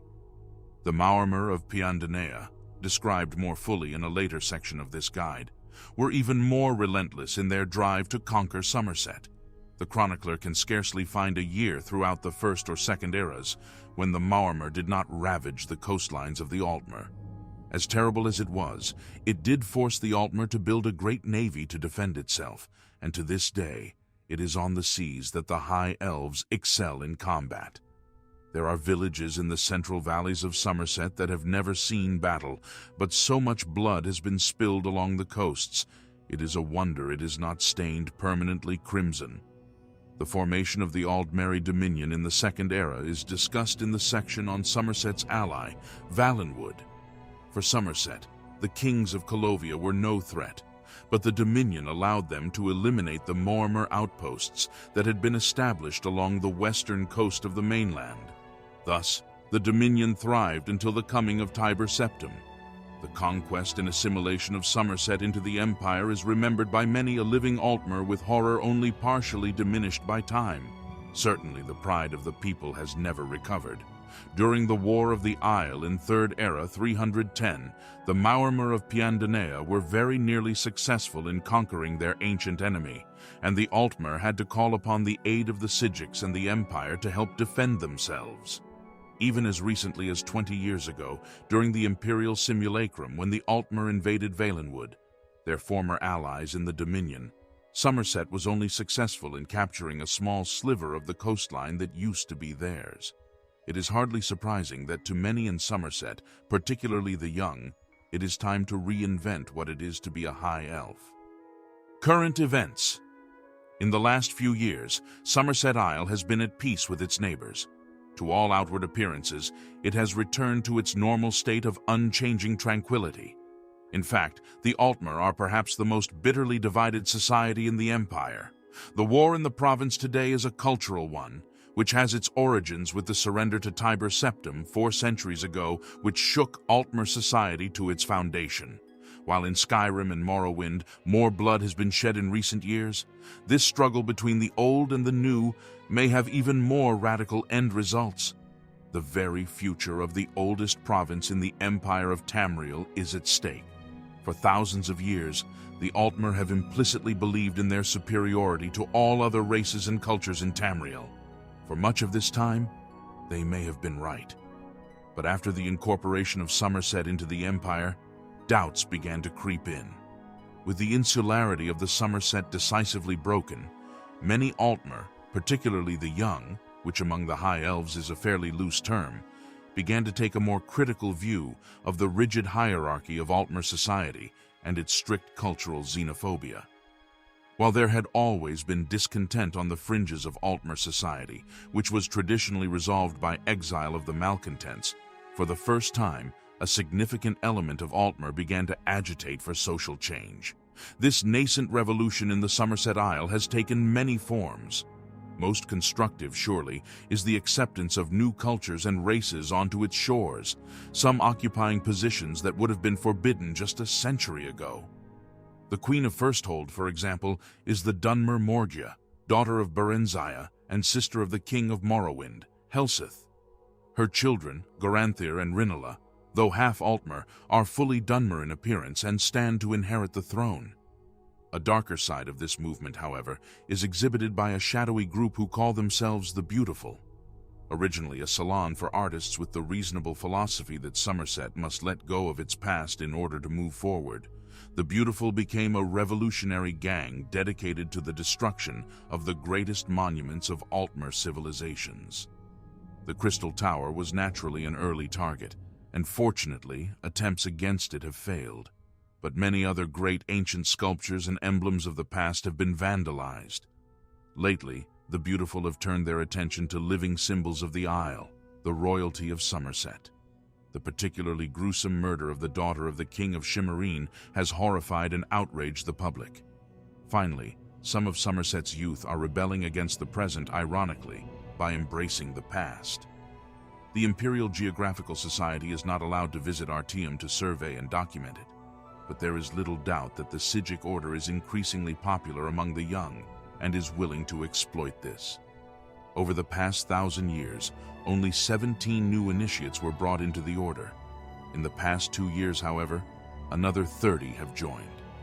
30 new members of an order may not be enough to be a surprising trend in most circles, but to the tradition-bound Grey Cloaks of Artium, it raises many questions. What the Psijics aim in this recent recruitment, however, is anyone's guess at this time. Valenwood. The great forest to the southwest of the continent has long been a buffer between the ambitions of the humans of Cyrodill and the elves of Summerset. A sea of endless green, a maze of foliage with half-hidden cities growing like blooms from a flower. The home of the Bosmer is Tamriel's garden. History. The history of Valenwood stretches back to the very beginning of recorded time. The date traditionally used as the start of the First Era is the founding of the Cameron dynasty by King Elsweyr of Valenwood.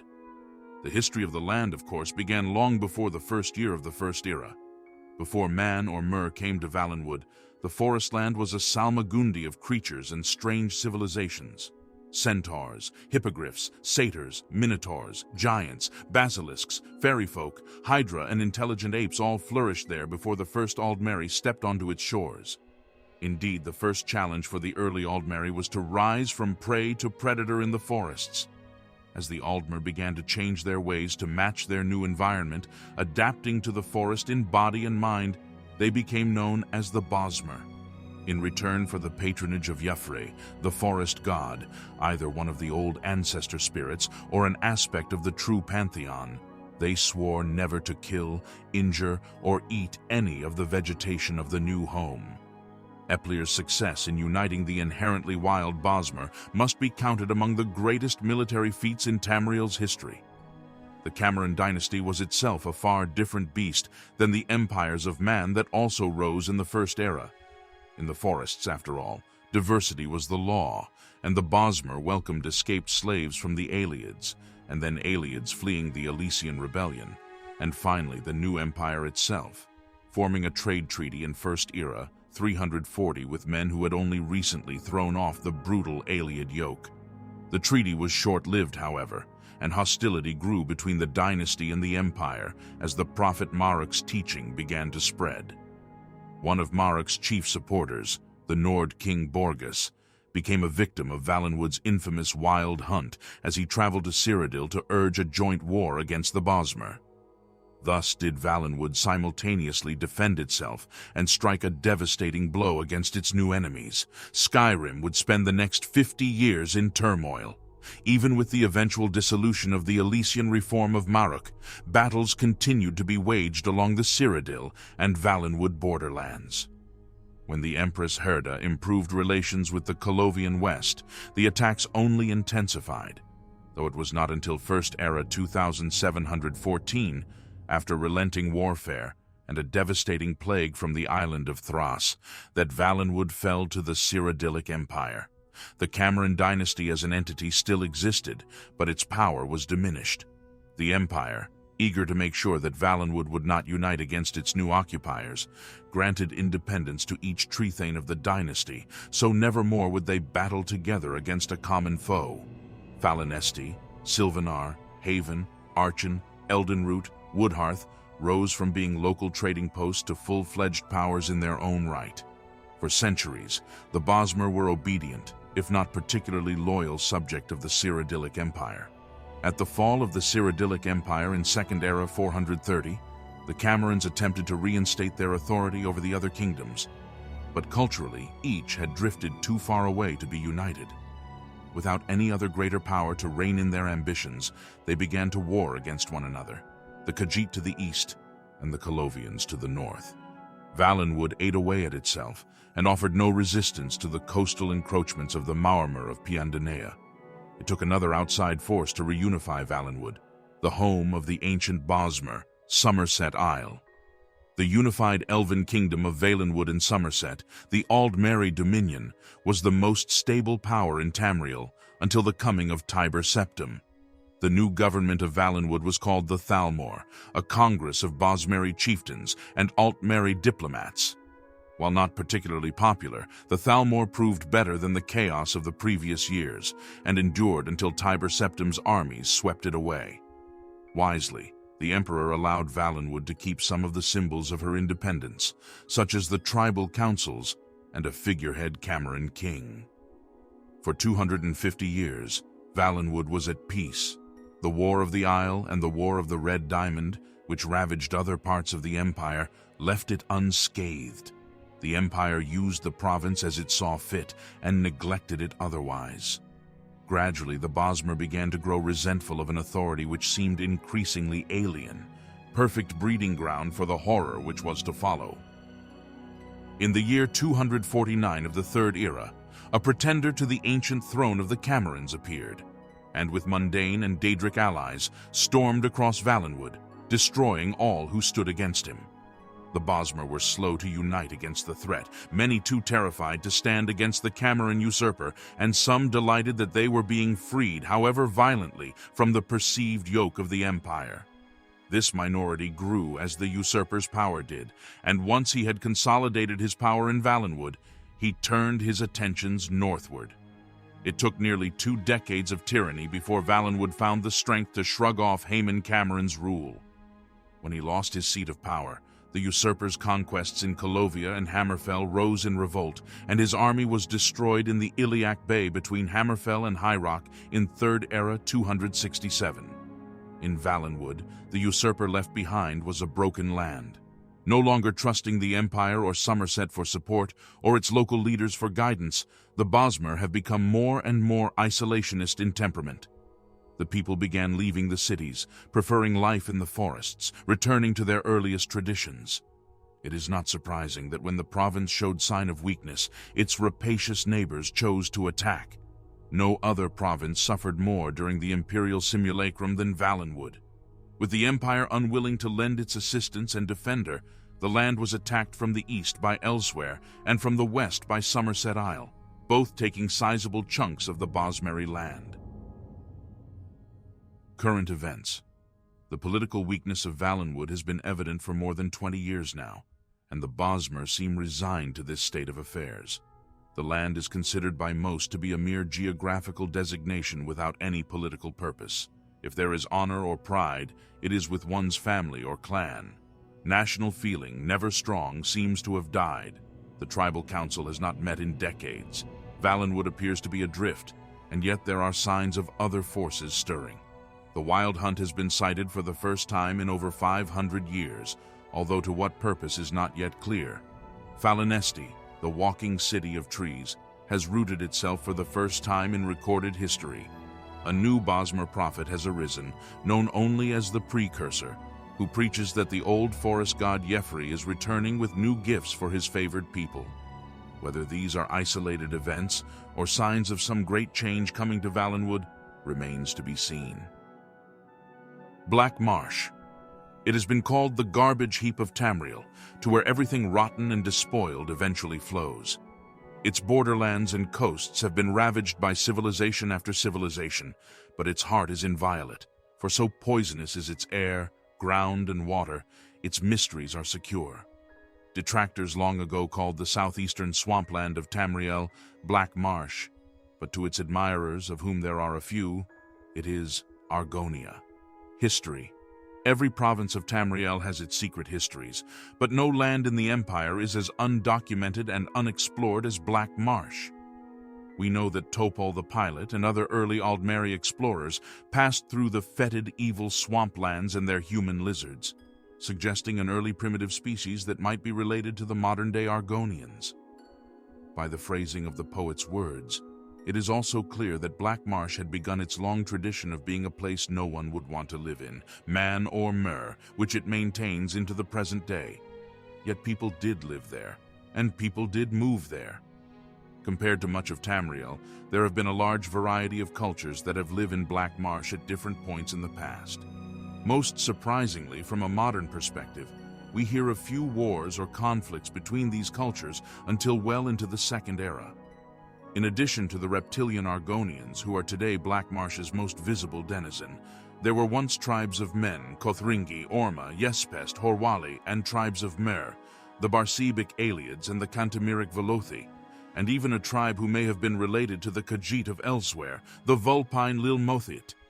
Some were sent to Blackmarsh as refugees of prisoners, others settled along the coastal waterways and adapted to its strange and usually insalubrious environment. The cities of Stormhold and Gideon were originally founded by the Aileids.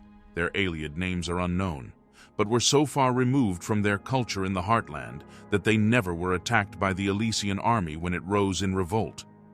The southern coastal regions, not surprisingly, were the realms of the Lilmothit, though they were a nomadic group and left few enduring signs of their existence that were not covered up by later civilizations.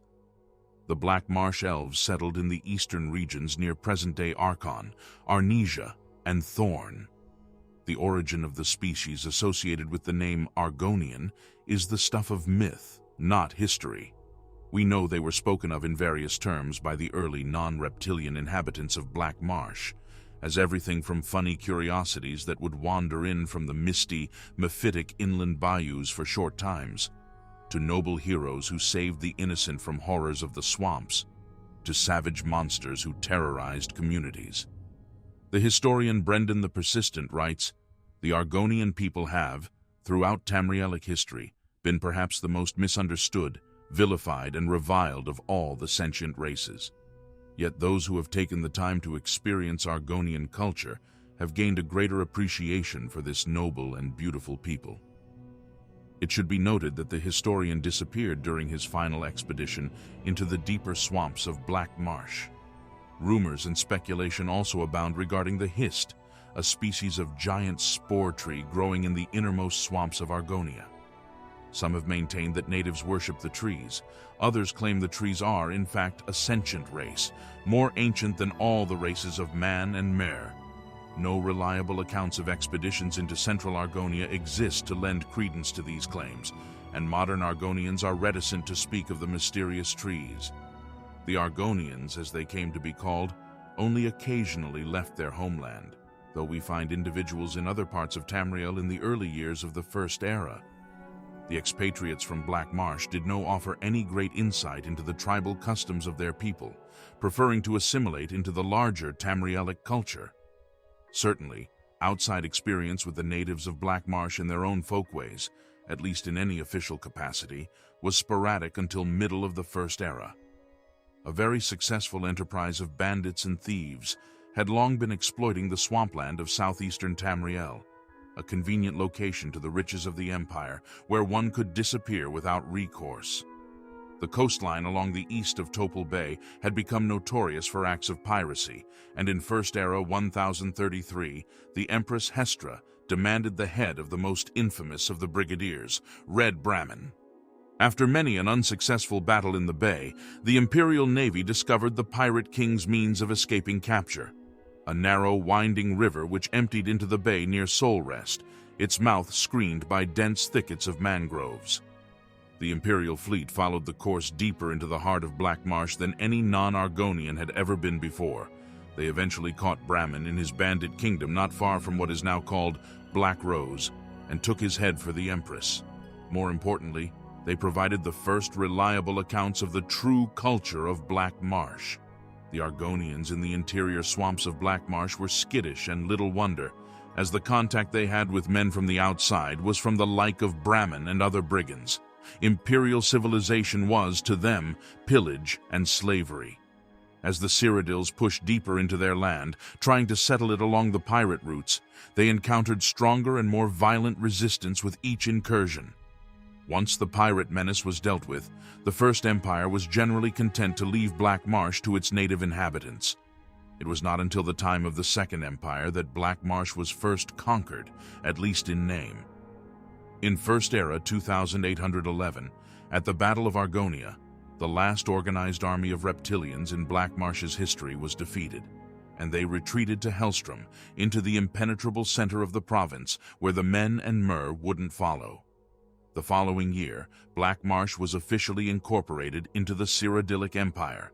The coastal areas and some parts of the interior where it was safe to travel received imperial leaders to rule in the Emperor's name.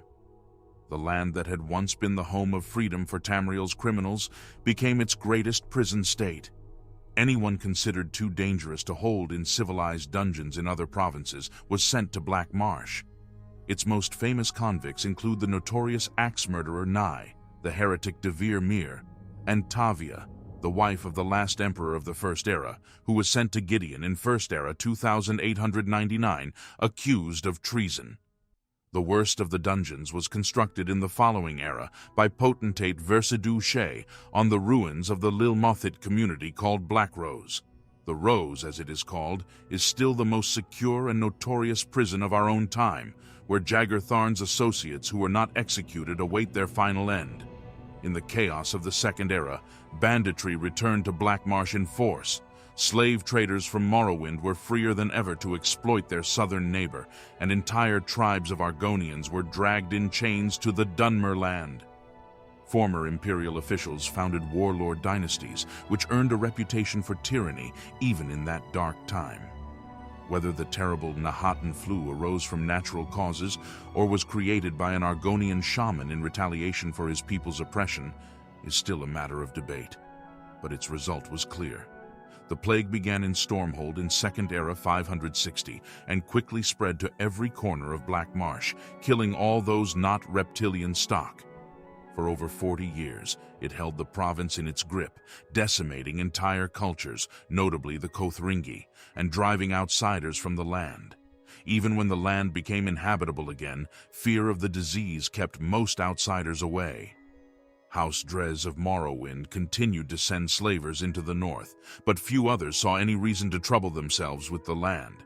Even Tiber Septim, it was said, thought twice before conquering Blackmarsh for his new empire.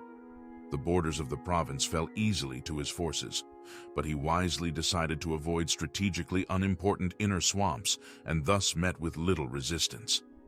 Blackmarsh's position in the Third Era has been much the same as it has been throughout the other times in history. The Empire finds strategic benefit in holding the coasts and keeps its most dangerous criminals in Black Rose and other dungeons closer to its interior. The heart of Blackmarsh remains the sole province of the reptilian Argonians, and any further annexation of this area by Imperial forces seems unlikely. Current events. Blackmarsh continues to be a backward land economically by Imperial standards.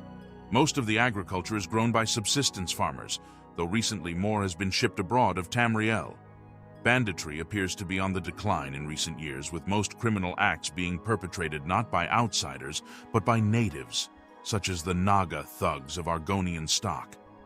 Rumors persist of gangs such as these smuggling powerful drugs across the borders of Blackmarsh, but this has remained unproven to this day.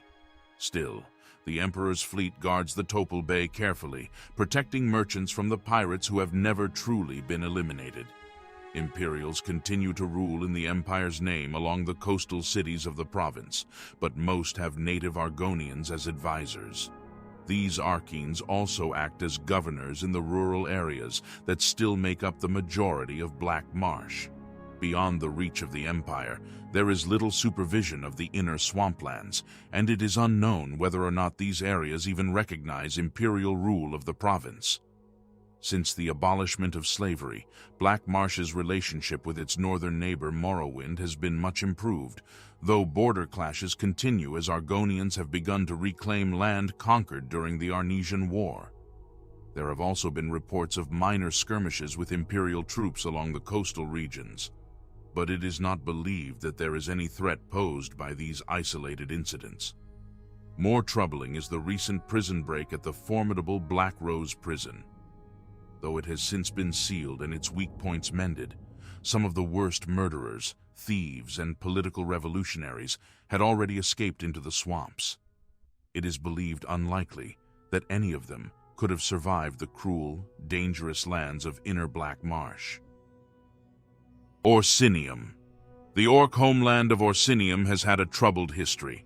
Indeed, for most of the past 2,000 years, Orsinium has existed only in the dreams of the orc people.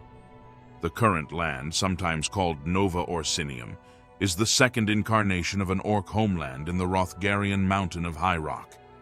The first was a creation of the 10th century of the First Era, a refuge for Orsimer harried from High Rock, Cyrodill, and Skyrim by the expansions of the empires of the Men and Mer.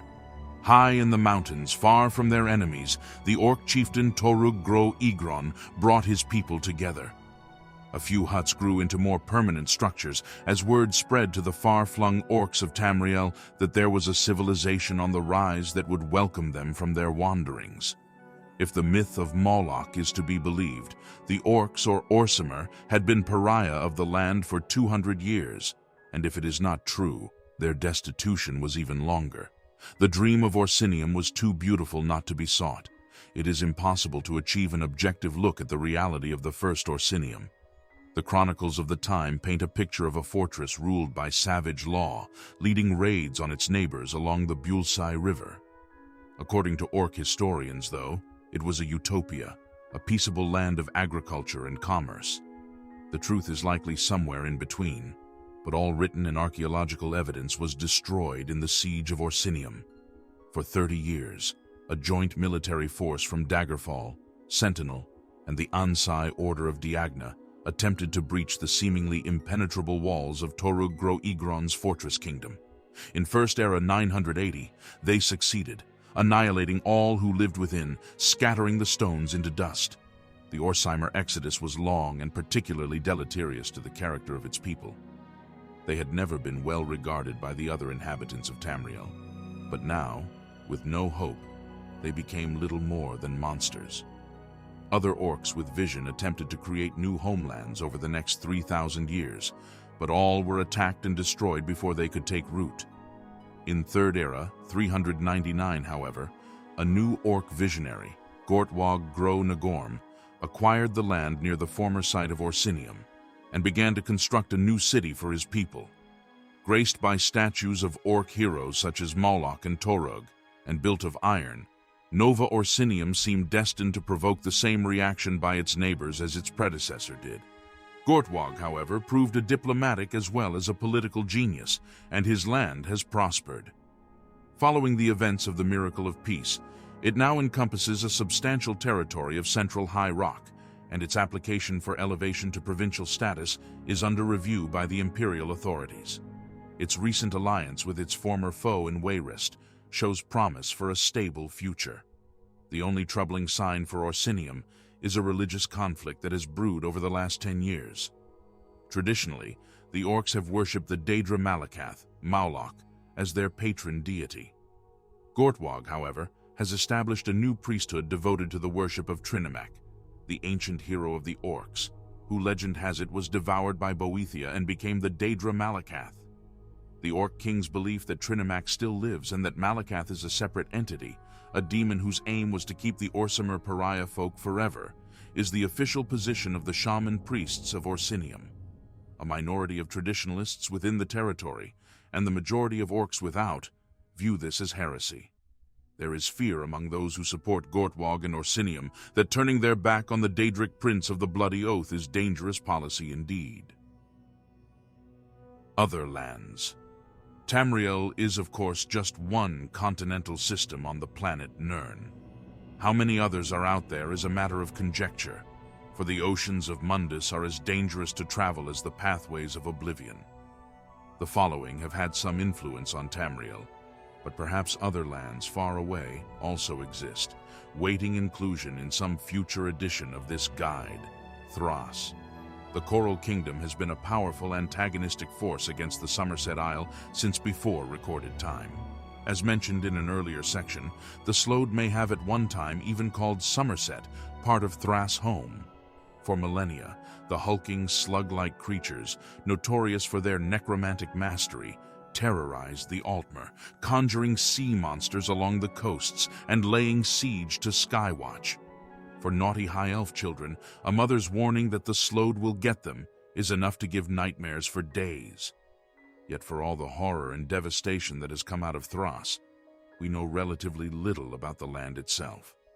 The first maps we have from cartographers who sailed to Thras and returned to tell the tale show a group of 16 islands in a semicircle like a partially submerged coral atoll.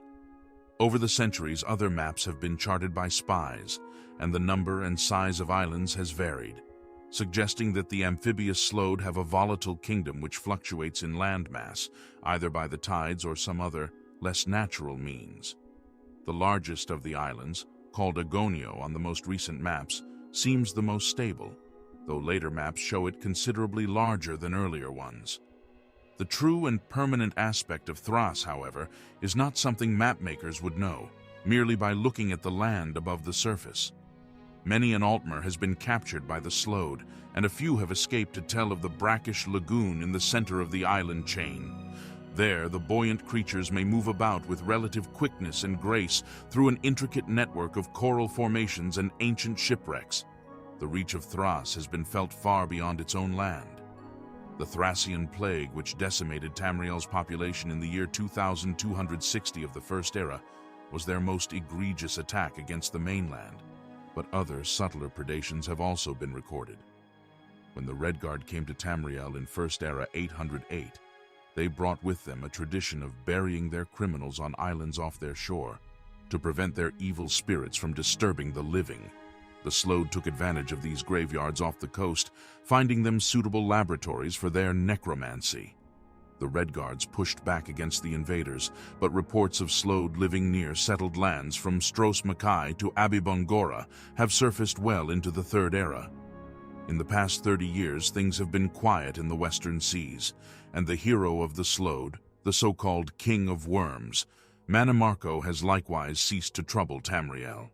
It may be that they slunk back into their dark seas together. That is the more hopeful assumption. Pyandonea. It was once believed that the Mormor of Pyandonea were originally exiles from the Summerset Isle, but while it is likely they came from similar Aldmeri ancestors, they certainly did not come from Somerset. Translations of tapestries in the Crystal Tower tell the tale of a far older enmity. The Maormer were likely separated from the ancient Aldmer not in Somerset, but in their original homeland of Aldmeris. Orgnum, their leader and self-styled king, according to the legend, was a phenomenally wealthy Aldmer nobleman who used his finances to launch a rebellion against the powers of the land. He and his followers were banished for this to a place separated from Aldmeris by an impenetrable mist, Pyandonea, the Veil of Mist. This boundary proved so effective that the followers of Orgnum never again disturbed their former countrymen. The new Aldmeri homeland of Somerset, however, was not so lucky. For much of Somerset's history, the Maormer have launched attacks against their sister child of Aldmeris. Every one of these battles have been led by Orgnum himself, who it seems is not only immortal but grows more youthful by the century. No historian, to the knowledge of the staff of the Imperial Geographic Society, has counted the number of wars and number of strategies employed against Somerset, but somehow each has proved, no matter how ingenious, an ultimate failure. One attack in particular is worthy of mention, as it gives us our only glimpse into the actual landscape of Pyandonea. In the year 486 of the Second Era, a small Maormeri fleet was sighted off the coast of Alinor, and King Hidelith ordered his navy to give chase. The navy followed the ships through uncharted waters into an ambush in Pyandonea itself. Most of the Alinori navy was destroyed, but a single warship returned to Somerset to describe the land as a sea jungle. Massive plateaus spilling over with vegetation form mazes around valleys of ocean. Waving tendrils of kelp trap all but the Maormer's own ships and provide a well-camouflaged home for the sea serpents that are Orgnum's guards and occasional mounts. Mist storms spill over the land, further disorienting one's views. That even one ship survived the visit is a testament to the maritime genius of the Altmer. The last documented appearance of the Maormer was in Third Era 110 in the War of the Isle. The storm brewed by the Sigil of Artaeum, it was said, so annihilated Orgnum's fleet that he was never again able to muster together enough of a force to dare another battle. The mists to the south reveal nothing to corroborate or refute this belief, but one can hope. Akavir. Thras and Pyandonea have been implacable enemies of Somerset and parts of western Tamriel for thousands of years, but the deadliest adversary and most influential alien culture since the coming of the Aldmer and Atmorans has been Akavir. The mysterious land to the east of Tamriel has been our opponent numerous times, and still we know little about them. The first appearance in history was as pirates, which we may now assume were also scouts for the eventual invasions.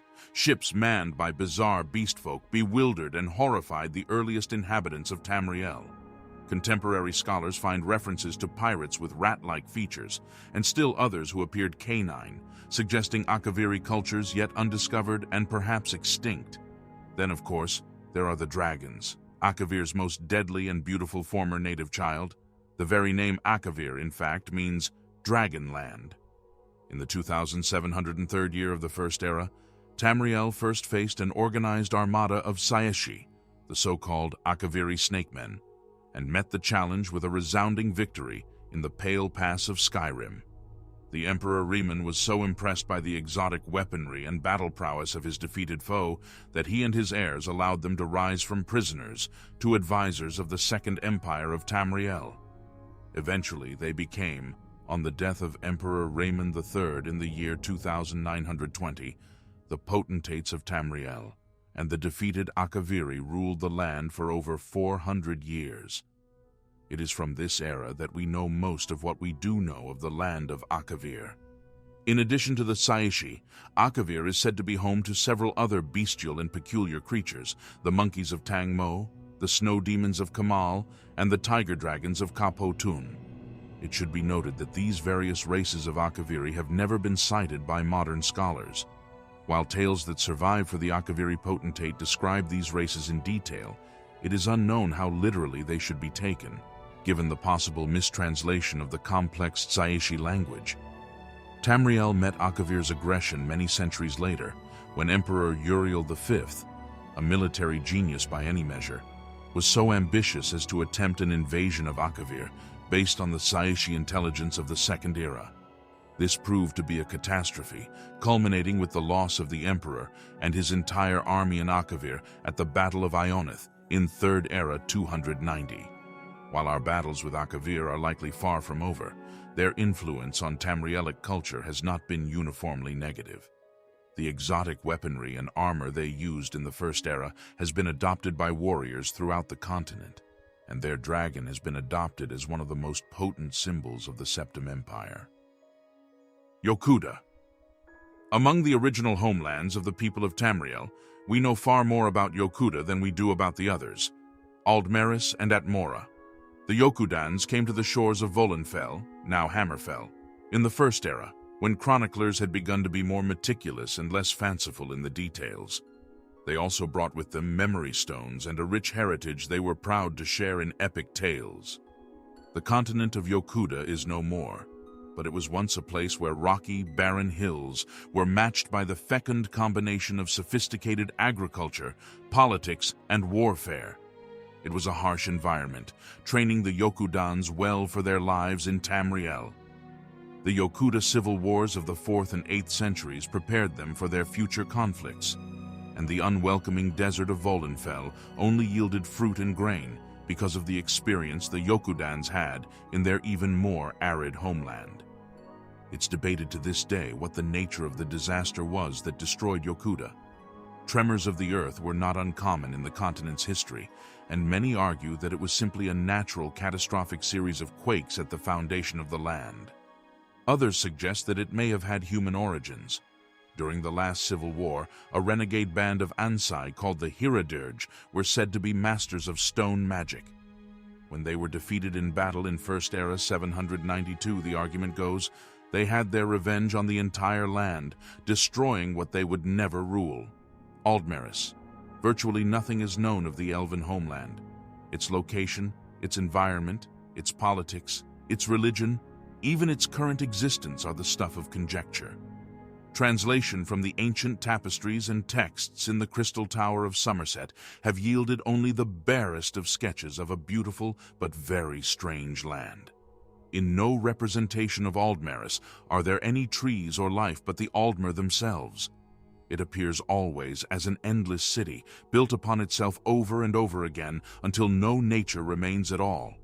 The highest towers are reserved for interring the dead, a tradition continued on the Crystal Tower itself. What had happened in Aldmeris since the elves who settled in Tamriel left is perhaps the oldest of all mysteries. For countless centuries, adventurers have sought lost Aldmeris, only to return disappointed if they return at all. Some say that Aldmeris was sunk into the sea by the angry gods of the Aldmer. Others claim that the elven homeland has left Mundus, and will only return when the races of Mer are united as one. Atmora. For hundreds of years in the Merethic era, raiders crossed the Sea of Ghosts to invade Tamriel from the frozen lands of Atmora, becoming after generations of living in our land the Nords, Cyrodiils, and the Bretons of today. The last invasion, if that is the word for two ships, largely laden with corpses begging to make port, occurred in the 68th year of the First Era. The description of the land these raiders had left changes radically over the years, leaving many to believe that it was gradually dying, smothered by frost. Expeditions to Atmora in modern times describe a place of permanent winter, with little life and no sign of human habitation. Whatever population did not succeed in fleeing to Tamriel doubtless succumbed to the ever-worsening climate many centuries ago. Even before the Frostfall, Atmora was apparently not a temperate place. The early Nedic peoples who came from Atmora were hunters with no knowledge of agriculture. A land where every denizen was a predator doubtless ensured that only the most brutal and savage survived. It is easy to see how these traits passed the raider men and down to the nature of the arena of Tamriel.